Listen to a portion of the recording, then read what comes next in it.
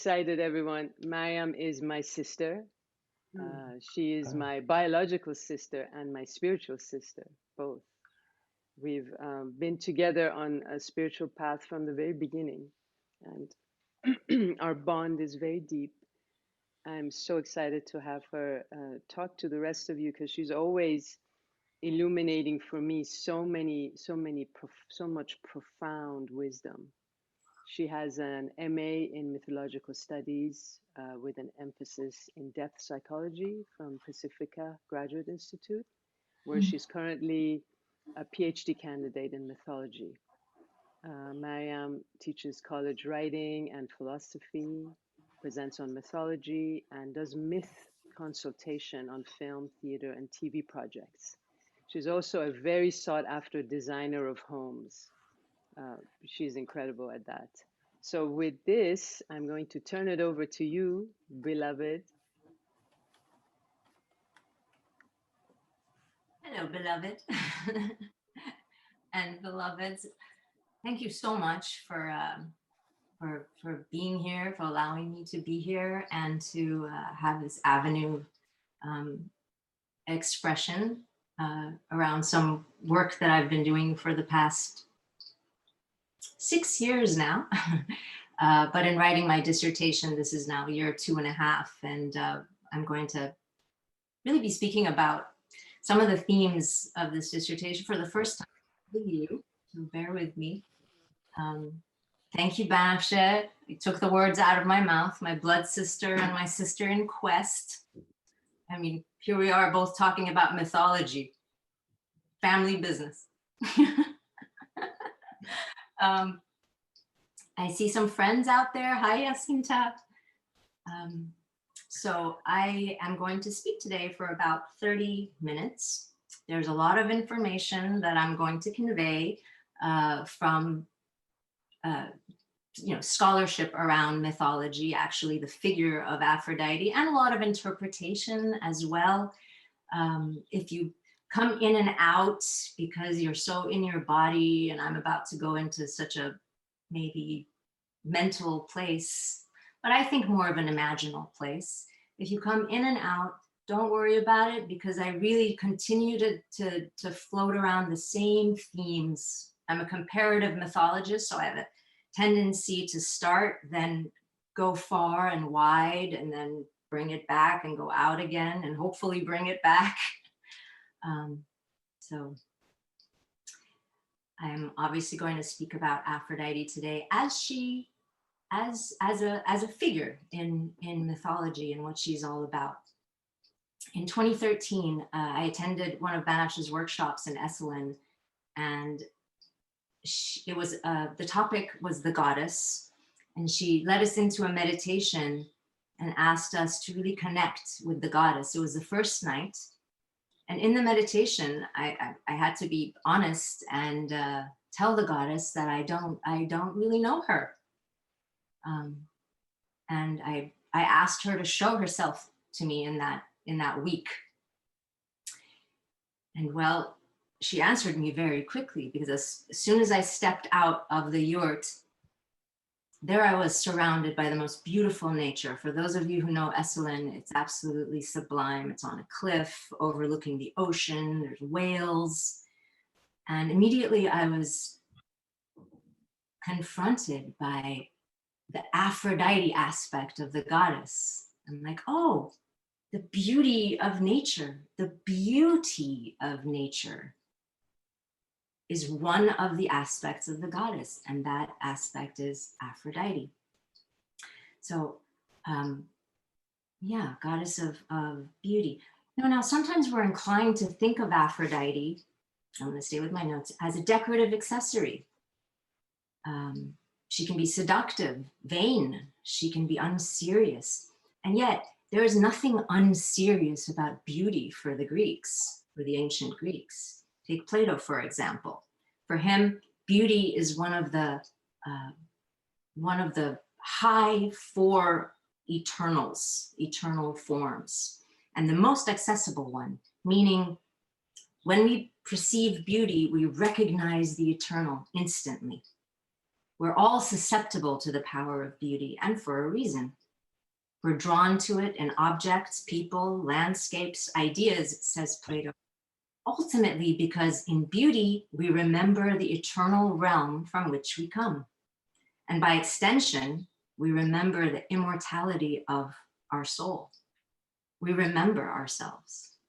So in the apprehension of beauty, I'm awed, and perhaps I fall in love. This is because I'm remembering. I'm remembering my soul. It's no accident that most of the time when Plato talks about the immortal soul, beauty is involved and love is involved. Philosophy did not invent this stream of thought. Plato didn't invent it. It's present in Greek mythology and it's present in the goddess Aphrodite. So I wanted to acknowledge Aphrodite as the goddess of beauty, but I'm going to shift direction and turn to her other duty, the one that perhaps she's much more known for because it's so wrapped up with our emotions. And I think if I were to ask anyone who Aphrodite is, the very first thing anyone would say would be, she's the goddess of love. Yes, she's the ancient Greek goddess of love. We know her as the radiant blonde nude that Banafsha showed us emerging from the sea. And interestingly, she's the only goddess who is portrayed in the nude. Poets describe her sunny allure. They call her golden crowned. She has golden laughter, is lover of laughter and always smiling. She's golden, like that date syrup. Her province, says Hesiod, is the whispering of girls, smiles, sweet pleasure, intimacy and tenderness. How sweet, how fun. And if we don't penetrate any further, how incomplete, really. Because we said she's the goddess of love. Love. This is no small matter. We intuitively know that if she is indeed love, she must be a colossal figure. If she contains all that belongs in the field of love, then she is a source of joy, laughter, connection, tenderness. But love isn't always tender, is it? And it isn't always beautiful, is it? Indeed, the ancients knew this. They did see her as a colossal figure and sometimes even a terrifying one. They knew her sunny, life-giving, life-generating side, but they also felt her connection with the underworld. They also intuited, as Plato did, her connection with immortal life. And it's these lesser explored aspects of Aphrodite that I want to open up today, because learning about them has not only expanded my perception of the goddess, but it's expanded my perception of love and life and death and the soul. So to view Aphrodite in her fuller scope, I will begin by recounting one of her stories. Some of you might know the myth of Adonis. It's a story, in my view, about Aphrodite, who is immortal, learning what mortality means, or rather, learning how mortality feels, and it doesn't feel good to her. Therefore, in the story, she also learns about the need, the quest for immortality.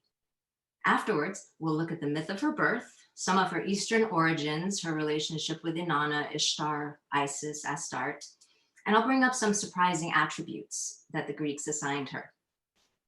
So here's the myth of Adonis as I've pieced it together from about 600 years of fragmentary tellings. Here it is. Aphrodite loves Adonis from the moment she lays eyes on him. She's had other lovers before, but this one has a different effect on her. This one she wants to keep forever. The problem is, Adonis isn't designed to last. He's mortal, he's fragile, he's temporary. So from the moment she lays eyes on him, she loves him and she fears losing him. The way she feels the fear, though, is with the sense that he's so beautiful that someone else will take her away. So yes, Aphrodite has insecurities too. The point is that this particular love is accompanied by awareness of its impending end. So what does Aphrodite do? She takes him to the underworld. She hands him to Persephone, queen of the dead, to hide and protect him from those who would take him away from her. But when Persephone sees Adonis, she too wants to keep him forever. Aphrodite is not having it. So she goes to Zeus and puts the matter in his hands, letting divine justice decide. Zeus responds by dividing Adonis's time in 3. He gives 1/3 to Aphrodite, 1/3 to Persephone, and gives 1/3 to Adonis to choose for himself. And Adonis chooses Aphrodite. So each year, the cycle of ascending to Aphrodite and descending to Persephone repeats. Adonis grows up. He's very young. He grows up and becomes a hunter, and Aphrodite clings to him as before. And she even takes up hunting so she can stay by his side. Imagine Aphrodite living in the forest, pulling up her skirts, wading through streams, running behind animals. She goes way out of character. And yet something still plagues her. Even though she frolics, even though she laughs her golden laugh, she lives in fear of losing him. So she begs him not to go hunting the predatory animals. But in myths, the distance from prohibition to transgression, from being told what to do and from disobeying, is very short.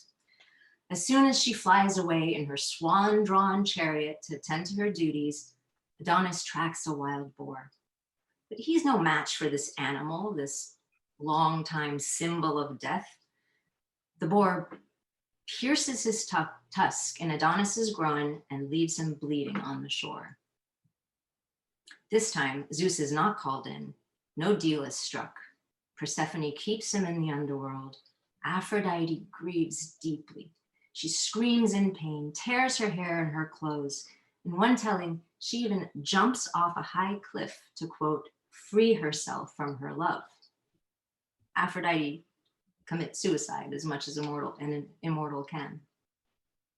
Okay, that's the story. So Aphrodite is not the only divinity to lose a loved one to the underworld. Many other gods and goddesses do, and they feel sad about it, but only 3 gods actually go and retrieve their loved one. Only 3 of them refuse to accept the loss. Deminer retrieves Persephone, Dionysus retrieves his mother Semele and his wife Ariadne, and Aphrodite retrieves Adonis from death. Now, all 3 stories were at some juncture associated with the idea of immortality and with mystery cults. In mystery cults, from what is known, initiates seem to have gained some kind of clarity about immortality, that they actually saw that they are immortal. So I think it makes sense that a non-negotiable refusal of the lover to accept the loss of the beloved is the starting point of the quest for immortality. So returning to Aphrodite. In the myth of Adonis that I just told, the goddess loves, loses, and reunites with her beloved, then loses him again, and this time forever. So Adonis dies twice in 2 different ways. From existing texts and images, it seems the focus of the story shifted between these deaths. In one death, he's a returning or a resurrecting figure. The second time, he dies a final death. So is he immortal or is he mortal? So during the Hellenic era, from about 600 to 300 BC in Greece, the focus is on Aphrodite's loss. At this time, it seems Adonis was seen to die a final death, and he was often described as fragile and mortal. But the approach to the story shifts as we go into the Hellenistic era between 300 BC to 100 AD, and the center of classical culture shifts from Athens to Alexandria, Egypt. At this time, Adonis is presented as a figure who descends and ascends cyclically forever. In other words, he is what survives death and rises anew. He is the immortal soul.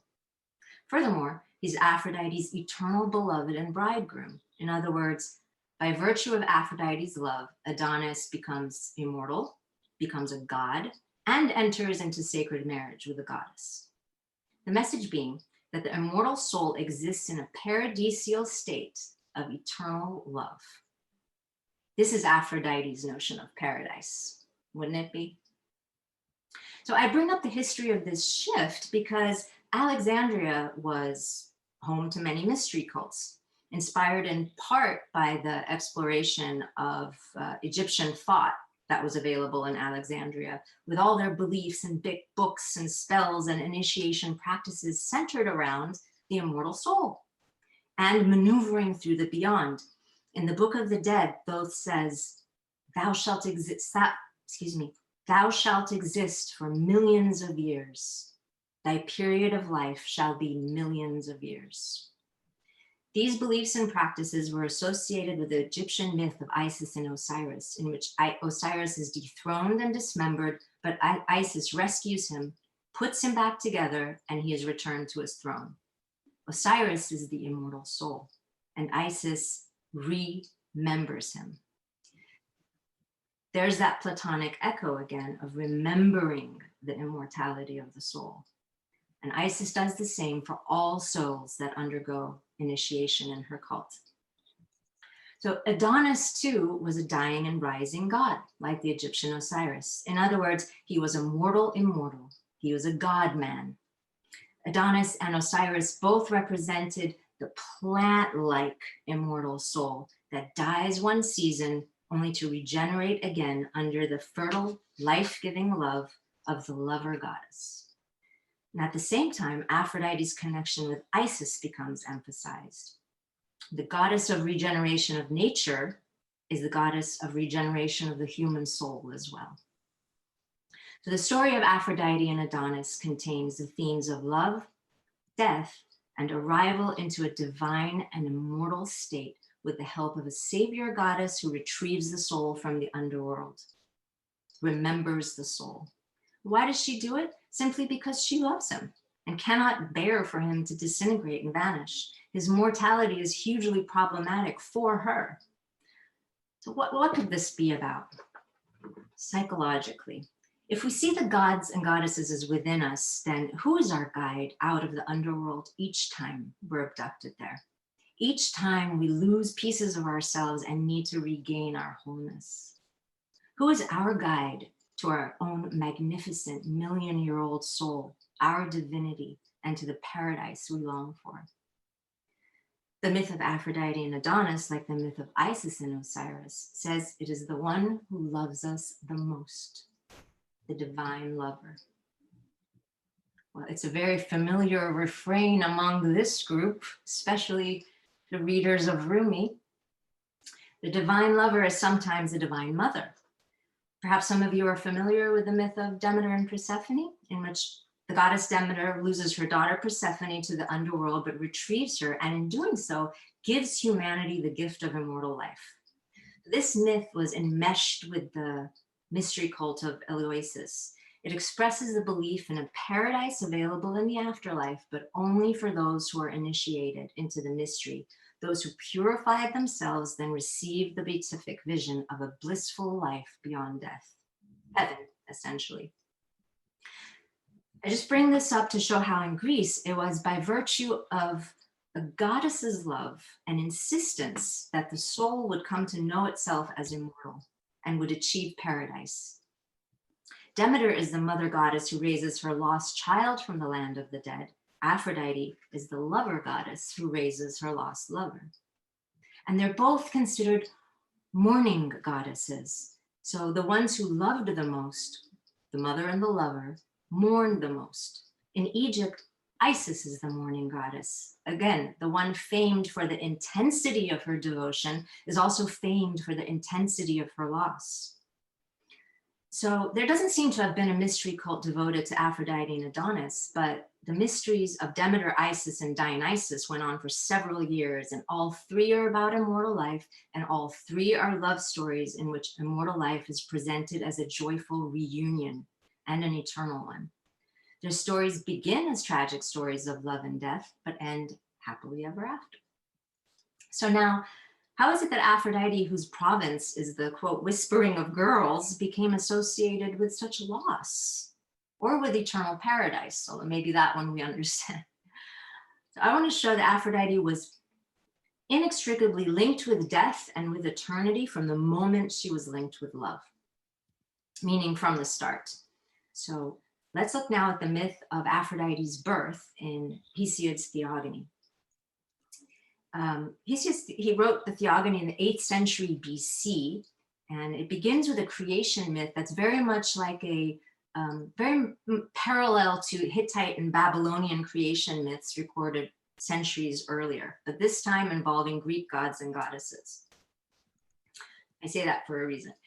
So he says, creation starts with chasm. First came chasm, he writes, then Gaia, meaning earth, Tartara, and Eros. So in the beginning, there are 4 spaces. There's a yawning emptiness. There's the surface earth, a region far below the surface of the earth containing all that is, quote, dark and horrible, and a power that resides in the breasts of all gods and all men, says Hesiod, Eros. Gaia then produces sea and Uranos, which means heaven. So from here on, I'm going to just refer to earth and heaven because that's what Gaia and Uranos mean, and also because it allows us to visualize it as the universe, because this is the creation of the universe we're talking about.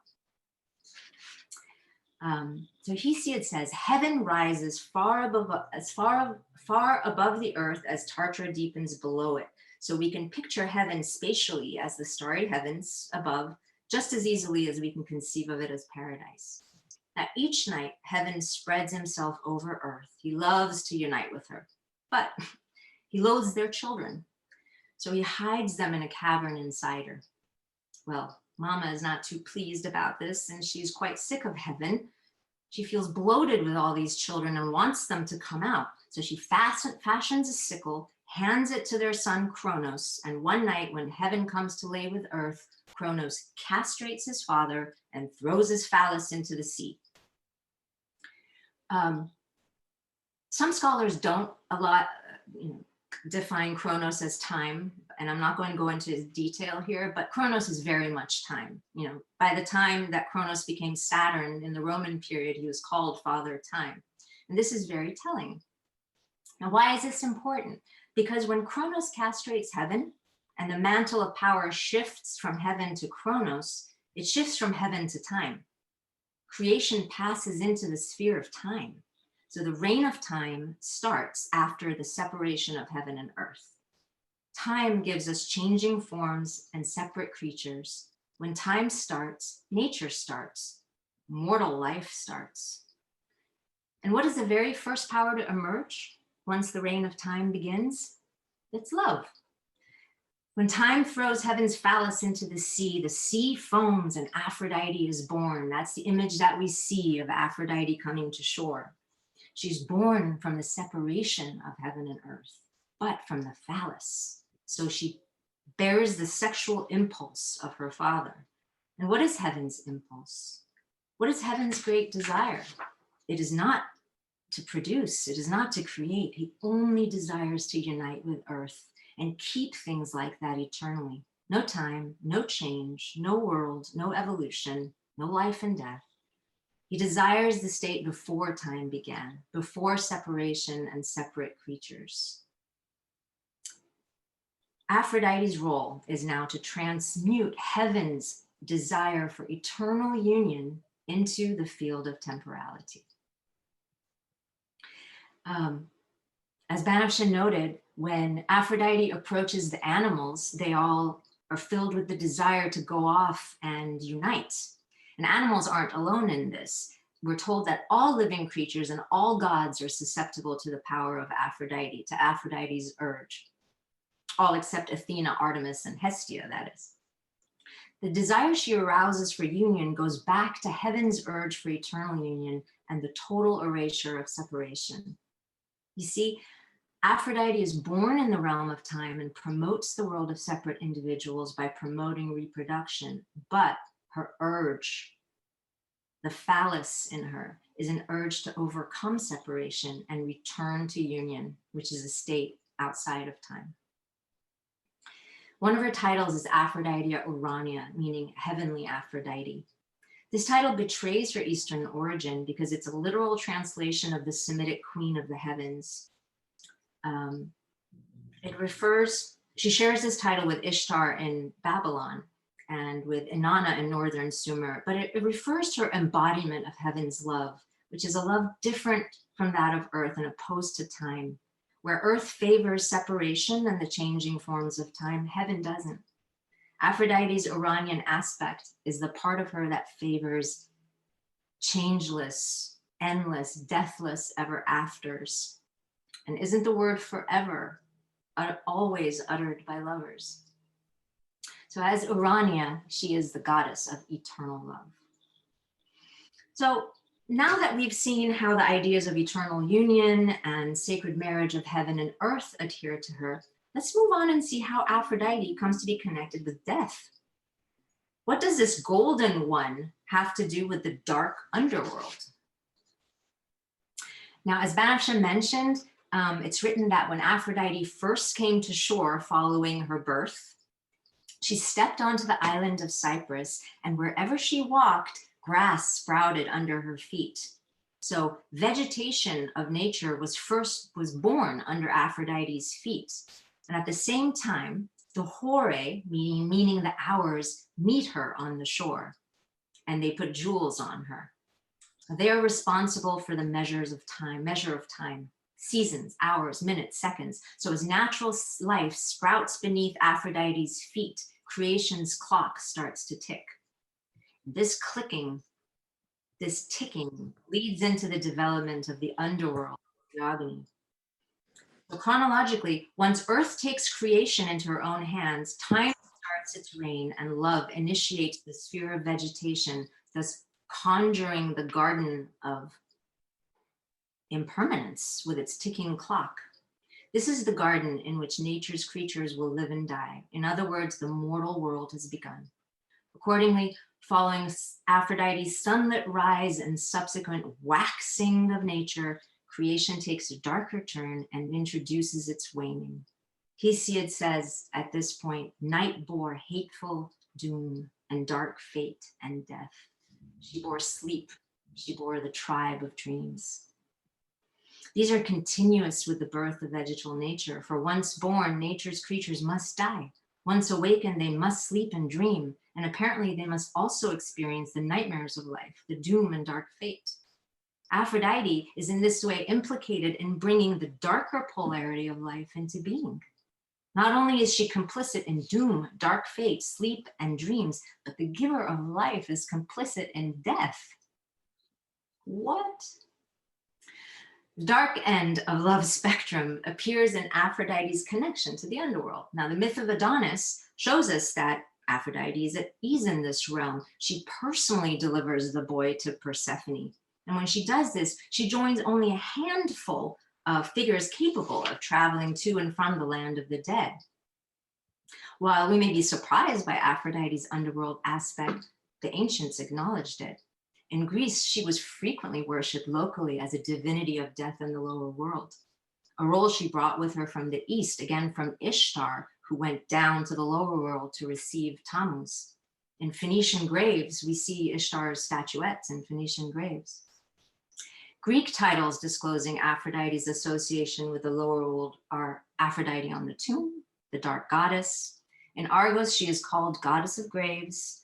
Cyprus and Crete worshipped an Aphrodite Gorgo, meaning grim, fierce, terrible, terrible to behold. This figure appears with a look of shock and sorrow on her face and what appears to be the face of a corpse on her head. I would show images, but it takes me so much time. And in Cyprus, there is a tomb dedicated to Ariadne, Aphrodite. Now, I want to also talk about that aspect of her that is not so much just about life and death, but one of her titles is Epistrophia, which means turns hearts toward love. So Aphrodite Epistrophia turns hearts towards love, and Aphrodite Apostrophia turns hearts away. So whether she's facing us and smiling, or turning her back and walking away, she's the same goddess. Not two opposing forces, but the light and dark poles of the same spectrum. So what I'm saying is that we can't really consider the goddess of love unless we consider love in its entirety, that is, in containing the myriad losses associated with it, all of the betrayals and abandonments and really all mourned deaths. This earth is not dust, says Rumi. This earth is not dust, it is the blood of lovers. Think about it. If it weren't for love, death would have no sting. None of the losses I mentioned would have a sting. So every loser is a lover first, because loss happens in the province of love, including the greatest loss of all, which is death, whether death of the other or the self. Things have definitely taken a dark turn here, have they not? I apologize. According to one text, Aphrodite even inhabits a place in the underworld.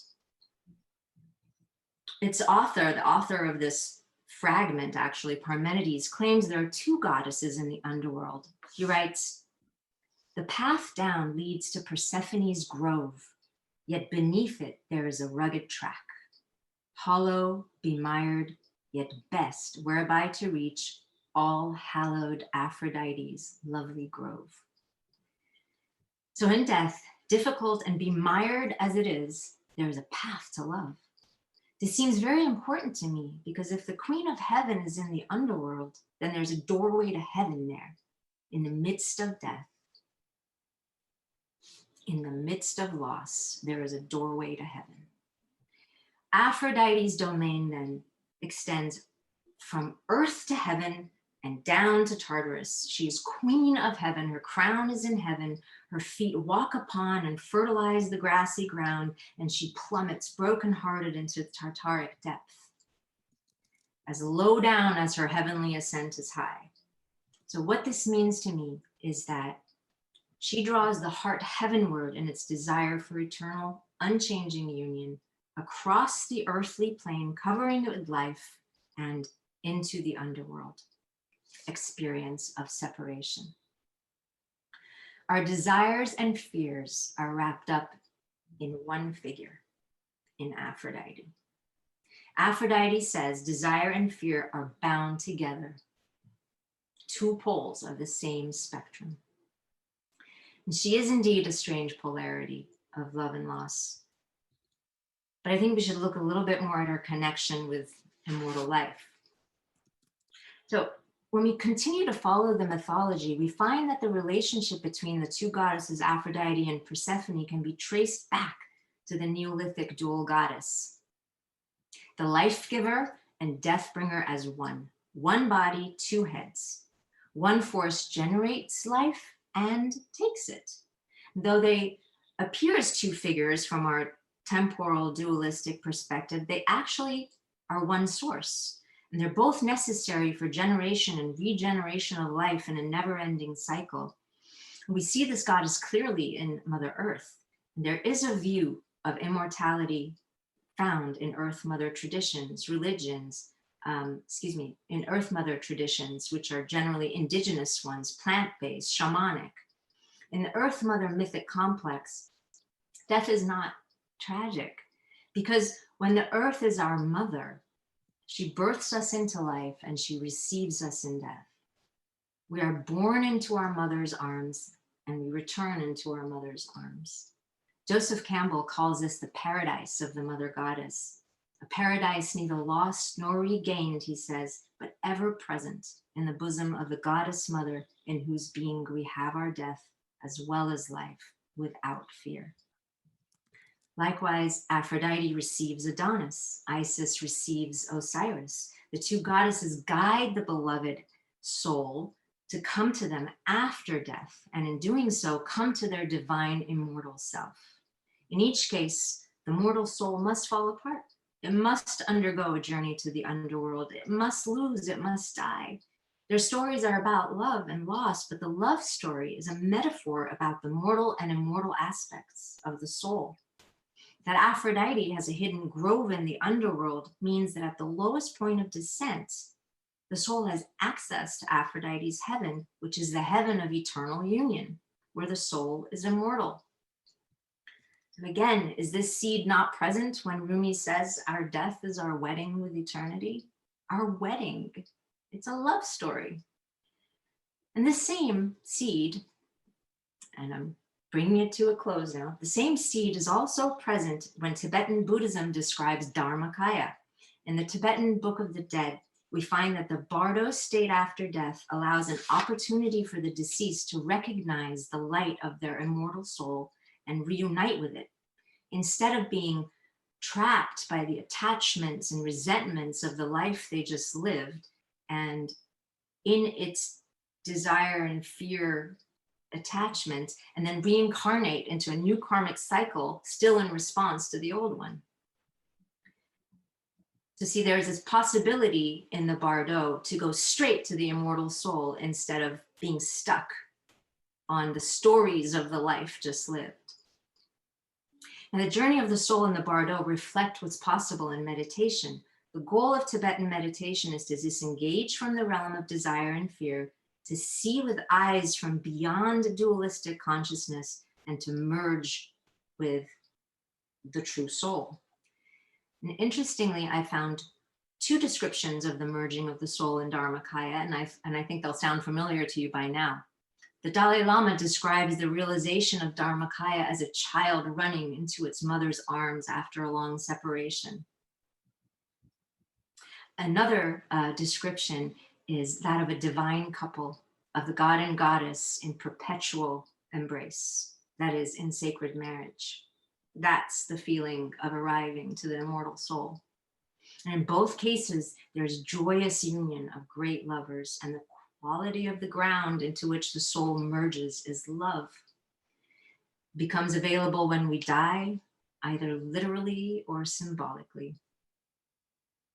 So I started saying today that the goddess showed me herself as Aphrodite some years ago. And much happened since then. So how I see Aphrodite now, and maybe how I see the goddess now, is a little bit, there's more to it. What I've learned from Aphrodite so far is that love is born from the separation of heaven and earth. It knows the primal wound of separation and wants to mend it. It seeks union. Our deepest wound is this initial separation. It's the deepest wound of all of nature, and our striving for pleasure is a desire to heal this wound. This pattern constellates each time we love, and each time we feel a painful separation. Each time we feel a painful separation, we're recalling the wounding and recalling the need to unite heaven and earth. Aphrodite teaches me that the soul's most intimate relationship is with what guides it toward union. Its most intimate relationship is with its own love. In short, Aphrodite is the immortal soul's most intimate partner and guide. Whereas the mortal soul rises and falls, lives and dies, loves and loses, experiences increase and decrease, waxing and waning, victory and defeat, pleasure and pain, the immortal soul is always in union, always loved, always guided by its heavenly partner. Aphrodite smiles, laughs, feels pleasure, beams her golden light, because love heals the primal wound. All love recalls the soul to the paradise ground of being, which according to Aphrodite is blissful eternal union. It is a place of no separation. All love recalls the soul to its immortality. Finally, I want to close by saying that to really delve into what it means to remember the immortal soul, it's necessary to go through Aphrodite, beyond Aphrodite, and into Egypt.